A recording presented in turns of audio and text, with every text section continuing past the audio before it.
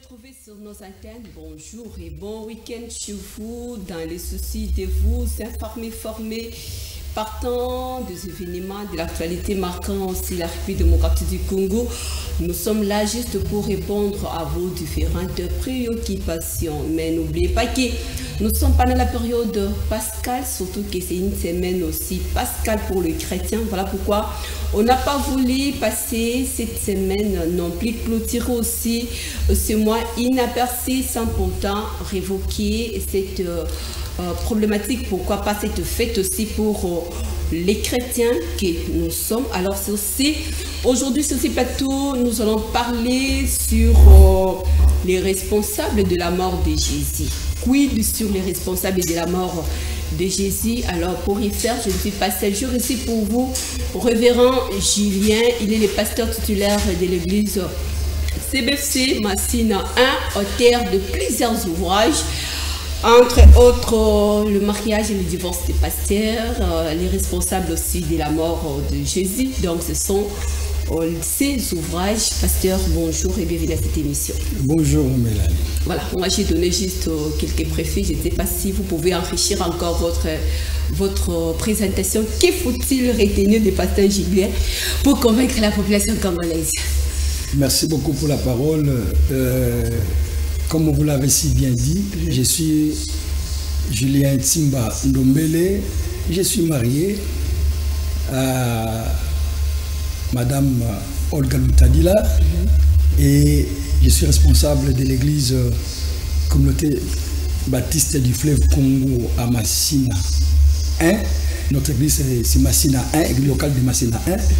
Au niveau de la communauté, je suis également responsable de la commission théologique, éthique et doctrinale au niveau de la région ecclésiastique de Kinshasa. En dehors de ça, je suis également enseignant. Voilà ce que je peux dire pour le moment.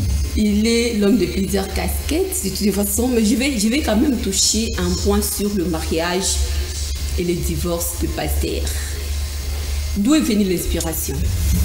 Bon, l'inspiration pour rédiger cet ouvrage m'est venue des constats que nous avons fait sur le terrain pendant un temps comme pasteur et aussi de différentes questions que les fidèles nous posent. Regarde ce qui se passe dans le chef des pasteurs qui sont censés, n'est-ce pas, être des modèles. Les fidèles ont remarqué qu'il y a des princes d'État, il y a un phénomène qui se passe sur les divorces dans les couples des pasteurs. Et comme je vous l'ai dit tantôt, je suis responsable de la commission théologique, doctrinale et éthique dans la communauté. Et alors là aussi, il s'est posé un problème. Alors on m'a demandé que je puisse réfléchir autour de ça. Raison pour laquelle, quand j'ai réfléchi, j'ai jugé utile que je puisse écrire quelque chose pour faire bénéficier à la chrétienté congolaise et pourquoi pas celle de ma communauté sur ces sujets brûlants de l'air.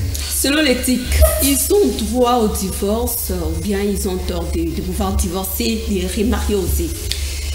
Bon, parler du divorce et des remariages, je dirais que dans la pensée de Dieu, le divorce n'est pas une prescription comme telle. Le divorce est une permission. Donc pour Dieu, il dit dans Malachie 10, il dit « Je hais la répudiation ». Donc dans la pensée originelle de Dieu, Dieu n'approuve pas les divorces, bien qu'il peut les permettre dans bien des cas, mais il ne l'approuve pas. Voilà un peu ce que je peux dire par là. Que faut-il conseiller aux gens, à ceux-là qui vous suivent? Bien que ce n'est pas vraiment le sujet du jour, mais je l'ai quand même évoqué parce que ça fait partie de votre ouvrage. Bon, je me dis, par rapport au divorce, le divorce a beaucoup de répercussions négatives sur les pasteurs eux-mêmes, sur l'église qu'ils dirigent, sur, n'est-ce pas, les enfants, s'il y a des enfants, et pourquoi pas dans la société de manière générale. Voilà pourquoi moi j'ai des conseils. Hein? J'ai des conseils, comme dit la parole de Dieu, au départ, il n'était pas ainsi. Le Seigneur lui-même le dit, au départ, il n'y avait pas de divorce. Donc, je ne peux que m'inscrire sur la voie du Seigneur pour Et je ne peux que me sujet contre cela. Mais bon, qu'à cela ne tienne, comme je disais, ce n'est pas une prescription, mais une permission. Dieu peut permettre. De toute façon, comme ce n'est pas le sujet du jour, on va y revenir prochainement avec beaucoup de détails pour que les pasteurs puissent nous convaincre. De toute façon, partager notre émission en 30 minutes pour convaincre, que les pasteurs puissent nous convaincre partant de remariage et les divorces au milieu ecclésiastique, entre autres, en face des hommes de Dieu. On ne peut pas parler des responsables de la mort de Jésus sans pourtant faire allusion aussi à ce qui est la fête de la Pâque. Voilà pourquoi on commence moins avec cette ouverture sur la Pâque. Quelle lecture faire, Pasteur Julien? Bon, merci beaucoup. D'entrée de jeu, j'aimerais dire que la Pâque, pour tous ceux qui nous suivent, la Pâque, on l'écrit de deux manières. Il y a la Pâque sans S et la Pâque avec S. Pour faire un peu la différence, la Pâque sans S, c'est la Pâque juive. C'est la sortie des enfants d'Israël quand ils étaient dans l'esclavage en Égypte. Et Dieu leur avait dit, n'est-ce pas, de sortir et de mettre, n'est-ce pas, les sangs sur les lintons pour que l'ange des morts, quand il va passer, qu'il ne puisse pas tuer les enfants d'Israël. Et c'est comme ça que les enfants d'Israël sont sortis. Et là, c'est la Pâque juive, c'est la Pâque sans S. Mais nous, quand nous célébrons aujourd'hui la Pâque, c'est la Pâque avec S. C'est la Pâque chrétienne où nous célébrons, n'est-ce pas, ce que Christ est venu faire, accomplir pour nous. Christ est venu, il a donné de sa vie pour racheter toute l'humanité. Et c'est cette célébration que nous fêtons actuellement. C'est de là où ça tire son origine? Non. La Pâque chrétienne tire son origine de l'Ancien Testament. Parce que n'oubliez pas que l'Ancien Testament est l'ombre des choses à venir. Donc, l'Ancien Testament, ce n'était que l'ombre. Le Nouveau Testament, nous vivons la réalité de ce que Dieu a voulu faire pour son peuple que nous sommes. Donc, voilà un peu la différence entre les deux. Quel est le mystère qui se cache? Bon, les mystères, on parle du mystère lorsqu'il s'agit de choses qui sont un peu compliquées. On parle du mystère. Mais je pense que, comme c'est déjà révélé, ce n'est plus un mystère. Okay. Mais je peux dire, quand les gens parlent du mystère de la Pâque chrétienne, c'est parce que quand Christ est monté sur la croix, il y a eu plusieurs choses qui nous ont fait bénéficier, entre autres. Il y a eu la rédemption, il y a eu la justification, il y a eu la propitiation, il y a eu la paix, il y a eu un certain nombre de choses que Christ a réalisées. Ce que nous appelons en théologie l'œuvre de Jésus-Christ sur la croix, pour le différencier des œuvres qu'il a accomplies pendant qu'il était encore, n'est-ce pas, sur la terre en train de guérir et de citer les morts. Une question de curiosité, une question aussi de précision dans l'affirmatif, Pasteur Julien. Croyez-vous que c'est une fête dangereuse aussi? Oui, d'une certaine manière. D'une certaine manière, la Pâque, quand je me réfère, n'est-ce pas, à ce qui se faisait dans l'Ancien Testament, et que je le relis aussi à ce qui s'est fait dans le Nouveau Testament, je me dis, c'est une fête qui est entre guillemets dangereuse. Pourquoi je le dis ainsi?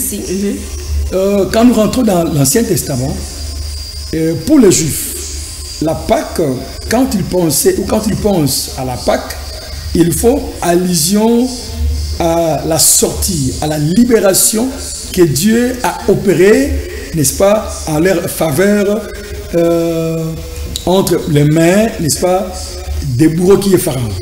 Alors, quand nous venons dans le Nouveau Testament, nous allons voir que la fête de Pâques a été également célébrée toujours avant que Christ ne meure sur la croix.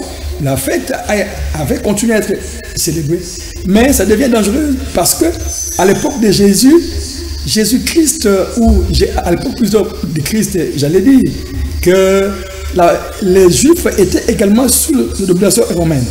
Alors, quand ils fêtaient la Pâque psychologiquement, ils pensaient déjà à ce que Dieu a fait pour eux dans l'Ancien Testament, que Dieu les a libérés d'un pouvoir, n'est-ce pas, autocrate. Alors maintenant là, ils sont encore sous le joug des Romains.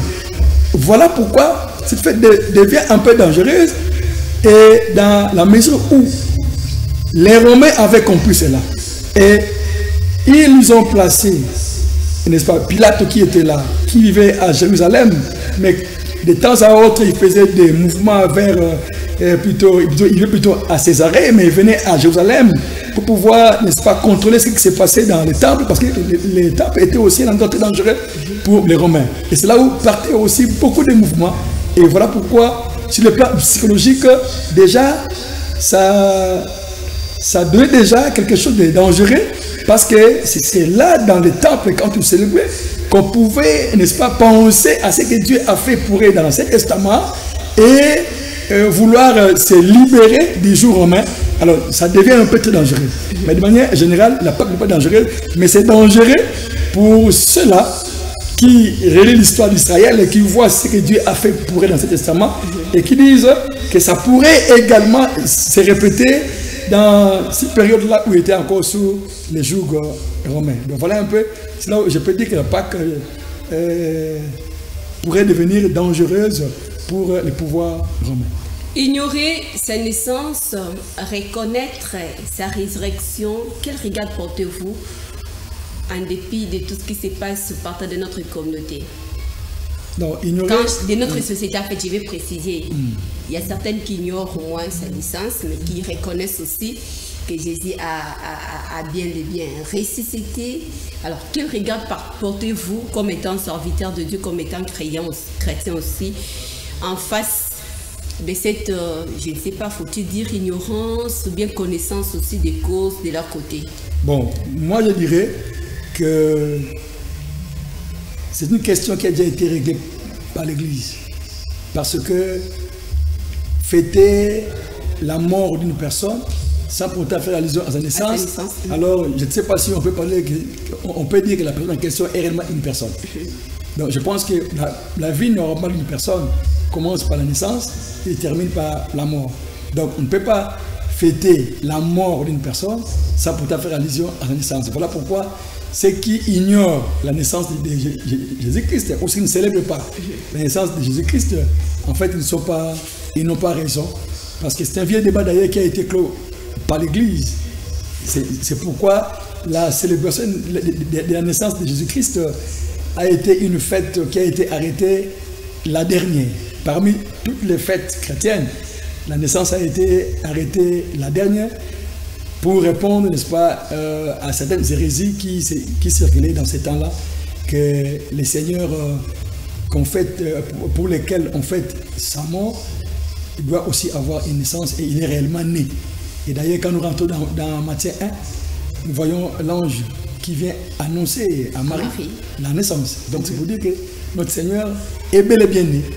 Il a un commencement comme étant un homme sur la terre, et là aussi une fin comme étant un homme sur la terre. Donc on doit célébrer aussi sa naissance. Merci beaucoup. Merci beaucoup. Entrons directement dans le vif de notre émission sur les responsables de la mort de Jésus. Un ouvrage déjà mis aussi à la disposition de la population congolaise et pourquoi pas à la famille chrétienne. Donc si vous en avez besoin, vous pouvez nous contacter juste après cette émission. Vous aurez au moins droit à pouvoir s'enrichir, pourquoi pas approfondir aussi votre connaissance partant de cet ouvrage sur le responsable de la mort de Jésus. Pourquoi faut-il écrire? Pourquoi faut-il éveiller, réveiller, interpeller la conscience des chrétiens à cette heure, Pasteur Julien, partant de cet ouvrage? Oui, et quand je parle des responsables, vous savez, la question de la responsabilité est une question cruciale au sein de la société. Parce que quand on dit responsable, généralement on se jette des pierres, on se dit, mais chez nous d'ailleurs en Afrique, on parle toujours de qui est le responsable. On va chercher qui est le responsable. Voilà pourquoi je voudrais rester dans ce contexte-là, dans la logique africaine, pour dire qui en réalité sont ceux-là qui ont pu participer à la mort de Jésus-Christ. Donc c'est un peu ça pour pouvoir dégager la responsabilité de chacun de nous partant des Écritures sur la mort de notre Seigneur Jésus-Christ. Qui sont les responsables? Alors, pour que je puisse répondre à cette question, je voudrais que nous puissions lire une portion des Écritures. Là, nous sommes dans Actes chapitre 2, verset 23. J'ai lu au nom du Seigneur. Amen. Cet homme livré, selon les desseins arrêtés et selon la préscience de Dieu, vous l'avez crucifié vous l'avez fait mourir par la main des impies. Ça, c'est la parole du Seigneur. Et dans ce texte ici, si vous remontez un peu très loin là, vous voyez que c'était Pierre qui était en train de parler aux enfants d'Israël. Parce qu'au verset 22, il dit « Hommes israélites, écoutez ». Donc Pierre est en train de parler aux enfants d'Israël. Mais dans notre texte, Pierre fait allusion à cet homme. Cet homme-là, c'est Jésus. Et il dit, cet homme a été livré selon les desseins arrêtés et selon la présence de Dieu. Ah, ça c'est intéressant. Cet homme qui est Jésus, dont Pierre fait allusion, a été livré. Par qui? A été livré selon les desseins, selon la présence de Dieu. Donc, déjà là, on voit que la mort de Jésus était voulue par Dieu lui-même. Parce que lorsque vous prenez les termes utilisés là-bas selon les desseins en grec signifie boule. Boule signifie volonté préméditée. Donc il y avait déjà l'intention de Dieu que son fils meure pour, n'est-ce pas, sauver l'humanité. Donc déjà là, Dieu lui-même, comme le Père, il est responsable de la mort de Jésus-Christ. Et deuxième catégorie déjà qui sont responsables, toujours dans ce texte, Pierre dit, vous l'avez crucifié. Vous là, il parle aux hommes israélites. Il dit vous. Donc, Pierre est en train d'indexer les Juifs comme étant les responsables de la mort. Il dit, vous l'avez crucifié. Donc, les Juifs, là, il pointe beaucoup plus les doigts partant aux autorités. Non. Quand il dit vous, il fait allusion à toute la société juive. Je vais le démontrer. Parce que quand on dit vous là, on fait allusion au peuple qui avait aussi demandé à ce que le sang de Christ retombe sur lui. Quand il dit vous, il fait également allusion aux autorités juives, n'est-ce pas, qui dirigeaient en ce moment-là, au travers l'organe qu'on appelait les Sanhédrins. Donc les Sanhédrins, comme étant un organe, disons un sénat juif, si on peut le dire ainsi, a pu participer, n'est-ce pas, à la crucifixion ou à la mort de Jésus-Christ. Donc on parle des juifs de manière générale. Alors, troisième niveau de responsabilité ou catégorie, dans le texte, on dit, vous l'avez fait mourir par la main des impies. Vous l'avez fait mourir, mais par la main des impies. Vous là, ça implique qui encore? Donc, parce qu'on a vu la part de Dieu, on a vu la part des Juifs. Oui. Et le troisième. Troisième, on dit, vous l'avez fait mourir, et je suis là, on dit, par la main des impies. Donc, Jésus est mort par la main. C'est les moyens. Donc, c'est les moyens, n'est-ce pas, qui a été utilisé pour pouvoir mettre à mort Jésus. Et ce sont les impies. Et dans ces contextes ici, quand on dit les impies, c'est les pouvoirs romains. Donc ce sont les Romains, n'est-ce pas, qui représentent les nations, les païens, n'est-ce pas, qui ont participé, n'est-ce pas, à la mort de Jésus-Christ. Et par conséquent, ils sont responsables. Donc nous avons ici trois paquets. Il y a Dieu, il y a la société juive, qui est constitué par le peuple juif qu'on appelle laos en grec, à l'opposé de leurs dirigeants, l'autorité juive religieuse qui était là, par les Sanhédrins. Et vous avez aussi les impies qui représentent les pouvoirs romains. Parce que Christ est monté sur la croix, ce sont les Romains qui l'ont mis sur la croix. Alors, les Romains représentent les nations et les peuples. Donc, de manière générale, c'est le monde entier qui est responsable, n'est-ce pas, de la mort de Jésus-Christ. Alors, s'il faut se référer partant au dire surtout de Pierre que c'était selon la volonté de Dieu, faut-il condamner les responsables de la mort de Jésus? Ou bien il mérite aussi qui dirais-je, une reconnaissance, parce que ce sont eux qui ont facilité qu'aujourd'hui nous ayons la vie, nous serons aussi sauvés et considérés. Je ne sais pas. Oui, mais merci beaucoup pour cette question très pertinente d'ailleurs, que nombre de personnes se posent. Mais en quoi sommes-nous? Je parle par exemple de Judas ou Pierre qui va les régner. Mais en quoi Pierre et Judas sont-ils responsables de la mort de Jésus-Christ?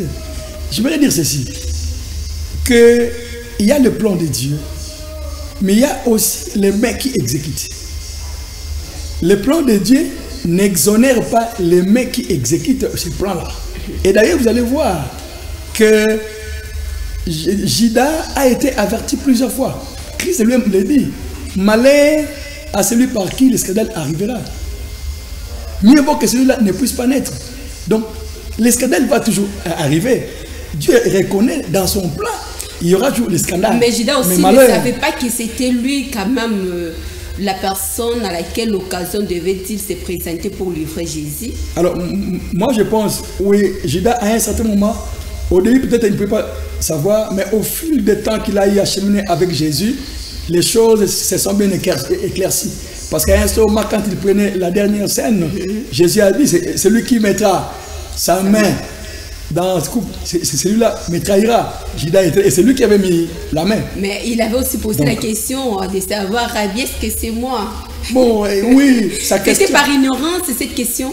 Non, ce n'était pas par ignorance comme telle. Je me dis pour le cas peut-être de Judas, que beaucoup de gens vantent comme étant un héros qui a aidé, n'est-ce pas, Dieu à pouvoir réaliser son plan. Mais moi je me dis que Judas est pour quelque chose, dans la responsabilité. Pourquoi? Judas, quand il est venu au Seigneur, dans Jean 12, on dit que Judas était cupide. Ça, c'est sa nature. Le caractère de Judas était cupide. La cupidité caractérisait Judas, naturellement. Mais, chemin faisant, Judas, le diable va profiter de ce caractère naturel. Comment? Lorsque cette femme est venue avec le parfum devant Jésus, vous allez voir que Judas a dit, mais non, mais pourquoi ce gaspillage? Pourquoi on n'a pas pu vendre ces parfums et donner l'argent aux pauvres? Et il dit, il disait cela, non pas parce qu'ils aimaient les pauvres, mais parce qu'ils étaient cupides. Il aimait beaucoup l'argent. Vous voyez, là où peut amener la cupidité. Et le diable s'est inspiré de Judas. Plutôt, le diable plutôt a inspiré Judas, comme disait Jean 12. Le diable a inspiré Judas, partant de son caractère de la cupidité, il a inspiré pour qu'il aille, n'est-ce pas, vendre Jésus. Et malgré les avertissements de Jésus, il n'a pas pu. Et quand vous lisez encore Jean 12, il est dit que cette fois-là, Satan entra à Judas. Donc, j'aimerais souligner le processus de ce qui est arrivé à Judas pour dire qu'il est réellement responsable. Judas, au départ, il avait un caractère naturel. Voilà pourquoi j'ai dit qu'il fait attention avec ce qui est naturel. La cupidité, la soif d'argent peut paraître naturelle, mais il faut y veiller. Parce que le diable ne peut utiliser que notre caractère naturel pour pouvoir nous nuire. Alors, il faut être prudent. Judas n'a pas prêté attention aux avertissements que Jésus lui lançait à mettre prise. Attention, attention, attention. Malheureusement, comme il était cupide, il a, n'est-ce pas, suivi la voie de sa cupidité et il est arrivé à son forfait. Voilà ce que je peux dire. Judas est responsable de par le fait qu'il a participé de par les actes qu'il a eu à poser avant son Seigneur. Partant de vos dires sur les responsables de la mort de Jésus, lorsque vous évoquez les autorités juives par rapport à tout ce qui s'est passé aux audiences préliminaires, vous avez aussi parlé de Joseph, audience devant Joseph Caïphe. Qui est-il et quel rôle a-t-il joué? Oui, quand nous parlons de différentes étapes sur la mort, sur les procès de Jésus, de manière générale, il y a eu 6 étapes. Il y a eu 3 devant l'autorité civile et 3 devant l'autorité religieuse. Alors quand nous parlons de Joseph Caïphe, il était souverain sacrificateur, un sadducéen, souverain sacrificateur, et qui a régné en ce moment-là, et qui avait remplacé Anne. Et la première phase de ce procès-là a commencé par Anne. Anne n'était plus en fonction. Et ici, j'aimerais souligner pour dire que selon les Juifs, cette fonction de souverain sacrificateur était à vie. Mais pour les Romains, comme ils craignaient, alors il fallait pouvoir nommer. C'était devenu une fonction qui était une fonction de nomination. Voilà pourquoi ils ont nommé Anne Caïphe, Joseph plutôt, pour pouvoir, n'est-ce pas, diriger. Et alors, c'est pourquoi la première audience a commencé par Anne. Juste, c'était une audience préliminaire. Et après, il y avait la seconde audience, c'est chez n'est-ce pas, Joseph Caïphe, qui a voulu, n'est-ce pas, condamner Jésus-Christ. Vous voyez, c'était plus pour pouvoir le condamner. Donc ces procès-là devant Caïphe, Joseph, n'était pas pour pouvoir innocenter Jésus, mais c'était pour le charger davantage. Donc il est aussi parmi ceux qui ont contribué à la mort de Jésus. Oui, il est parmi, d'ailleurs, pour votre gouverne, je dirais que Caïphe, comme souverain sacrificateur, faisait partie du Sanhédrin. Le Sanhédrin était composé, c'est un organe qu'on peut qualifier aujourd'hui de Sénat juif. C'était un organe le plus élevé qui dirigeait, qui régentait la vie des Juifs en ce moment-là. Alors, Ponce Pilate, il faut faire cette étude comparative par rapport à Joseph et à Ponce Pilate de toutes les façons, mais quand même avec Pilate, on peut avoir aussi un autre regard. Un autre regard sur qui? Sur les responsables de la mort de Jésus. Regard, moi je pense que les regards qu'on peut avoir, oui, il y a plusieurs regards qu'on peut avoir sur les responsables, mais je suis en train de décrire un peu le fait que chaque responsable a eu à poser pour que nous puissions dire que réellement ils sont responsables. Quand par exemple, je vois Pilate, par exemple, venons pour le cas de Pilate, Pilate qui était gouverneur en ce moment-là, à qui revenait, n'est-ce pas, le pouvoir d'innocenter Jésus ou de l'inculper. Alors il était confronté par une question. Que dois-je faire de cet homme qu'on appelle Jésus? C'était la grande question à laquelle Pilate était confronté. Que dois-je faire de cet homme-là? Dans son âme et conscience, il reconnaissait que Jésus-Christ était innocent. Mais malheureusement, malgré toutes les tactiques qu'il avait utilisées pour pouvoir innocenter ou relâcher Jésus, ça n'a pas marché. Il a eu à faire son choix. C'est d'inculper Jésus et de le mettre à mort. Et c'est là où nous parlons de sa responsabilité. Là aussi, il faut condamner aussi la population, il faut dire aussi la foule, parce que c'est la foule qui lui a poussé à prendre cette décision. Voyez-vous? Oui, évidemment. La foule, quand je parlais de catégorie de gens qui sont responsables, j'ai parlé des hommes israélites. Et là, vous avez aussi le peuple juif. Parce que Pilate a voulu se faire aider par le peuple. C'est-à-dire, il dit, par exemple, il dit, choisissez. Hein? Comme c'était l'habitude à ce moment-là, pendant la fête, on relâchait quelqu'un, tout ça, un prisonnier. Alors pour Pilate, il fallait relâcher Jésus-Christ. Mais malheureusement, il s'est remis au milieu du peuple, malheureusement. Mais il n'a pas dit crucifiez-les. Le peuple a fait son choix de choisir celui qui était brigand. Voilà pourquoi on dit que le peuple aussi est complice. Et là, je voulais dire, attention, nous qui disons souvent Vox Populi, Vox Dei, dans les affaires de Dieu, il faut faire attention. La voix du peuple n'est pas toujours la voix de Dieu. Parce qu'ici, nous voyons le peuple qui est crucifié. Malheureusement, le peuple a été instigé par les Sanhédrins pour pouvoir prendre cette décision. Malheureusement, une mauvaise décision. Parce que le peuple dit que son sang repose, tombe sur nous et sur nos enfants. Ils ont même engagé les enfants qui n'étaient pas là. Plusieurs générations étaient engagées dans ce cas-là, malheureusement. Donc beaucoup de gens souffrent aujourd'hui par les engagements que leurs parents, arrière-parents ont pris, malheureusement. Nous devons faire attention pour tout ce que nous faisons comme choix, parce que nous pouvons lier aussi des générations futures. Voilà, l'État nous fait défaut, mais on va chuter de toute façon avec les tout derniers responsables de la mort de Jésus, où on va lui impliquer lui-même comme étant le responsable de sa mort. Par quel mécanisme, Pasteur Julien? Oui, ici beaucoup de gens me posent la question, mais pourquoi Jésus lui peut être responsable de sa mort? Oui, il est dit dans la parole de Dieu que Jésus-Christ est venu pour donner sa vie en rançon. Et quelque part, il est également dit, j'ai le pouvoir de donner ma vie et j'ai le pouvoir aussi de la remettre. Donc Jésus-Christ est lui-même. Quelque part dans Hébreu, il est dit que je viens, oh Dieu, pour faire ta volonté. Donc déjà là, Jésus lui-même savait déjà qu'il est venu pour pouvoir, n'est-ce pas, mourir sur la croix pour les bénéfices de toute l'humanité. Et quand il dit enlève cette coupe devant moi, mais toutefois, non pas ce que je vais. Apparemment, il avait aussi cette capacité comme étant un être humain de pouvoir décliner l'offre. Oui, il avait cessé de... Bon, oui.